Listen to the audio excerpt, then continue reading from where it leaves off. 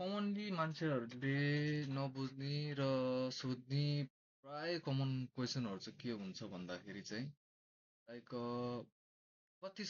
कतिबाट investment start गर्ने होइन, नेपालको सेयर मार्केटमा कतिको इन्भेस्टमेन्ट गर्दा ठिक होला, कतिबाट सुरु गर्ने, कसरी गर्ने। लाइक यो मैले साथीहरूलाई सोधिरहन्छ, यो क्यान्डल स्टिकहरू प्याटर्नहरू के हुन्छ, मैले त हेर्नै छोडेँ, अल्छी लाग्यो यता। ठिक छ, बट अब सबैले सुरु गर्ने भनेको मेरो एउटा एडभाइस चाहिँ के भन्दाखेरि लाइक आइपिओबाट सुरु गर्दा अलि राम्रो हुन्छ। किन भन्दा मैले चाहिँ लाइक अब आइपिओबाट चाहिँ यो एउटा आइपिओकै हो मेरो। एफआइएनवाला चाहिँ मैले आइपिओबाटै लिएको थियो। मेरोमा एउटा किताब परेको थियो 10 अनि अर्को पिसिडिएल समथिङ त्यसको एउटा परेको थियो। अब मैले चाहिँ के भन्दा 1000 रुपियाँ लगानी हो नि त यसमा। सो 1000बाट अहिले यसको प्राइस कति छ भन्दाखेरि 1195 भनेपछि 11,950 रुपियाँ मेरो यसमा परिसक्यो। मेरो लगानी कति छ 1000 रुपियाँ।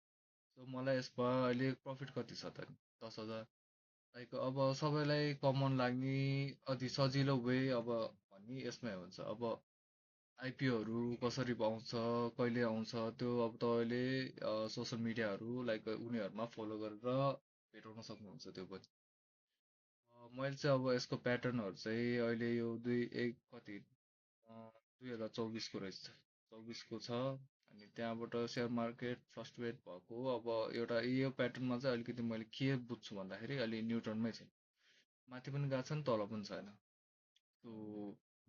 अबको 2026मा चाहिँ के हुन्छ भन्ने अब नयाँ प्याटर्नहरू वैशाखबाट सुरु छ, यहाँ ब्रेकडाउन भएको छ यतापट्टि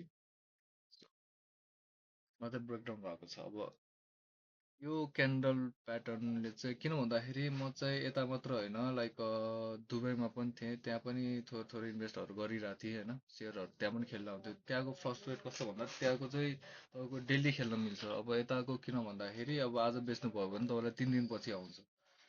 अब अहिलेको मैले सेयर मार्केटहरूमा चाहिँ यहाँ नेपालकोमा अब मैले यसमा गरेको छु कति, यो र दुइटामा गरेर मेरो लाइक तपाईँले देखाइ नै दिन्छु, अब प्रायःले देखाउँदैन। मैले चाहिँ यसमा यो दुइटा 1000 रुपियाँ हो, पछि मैले यसमा फेरि किनेको छु। सो यसमा चाहिँ मैले 1270मा लगभग त्यतिमा किनेको छु फेरि मैले यसमा चाहिँ। अब मसँग यसको 20 किता छ। सो अब अहिले हेर्दाखेरि चाहिँ प्याटर्न फेरि एकचोटि माथि जान्छ भन्ने अलि आश चाहिँ छ। तर म किन भन्दाखेरि ब्रेकआउट पनि हाल्छु, म यसमा रिस्क पनि लिएर गर्छु। किन भन्दाखेरि एउटा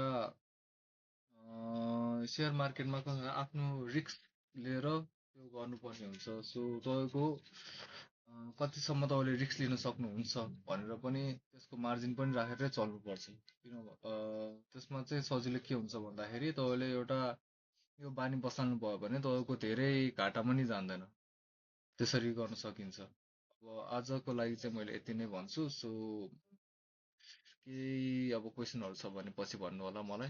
सो मेरो नाम चाहिँ डेनिस, म चाहिँ अलिअलि सेयर मार्केटहरू हेर्छु। सो केही छ भने भनिदिनु होला। Thank you.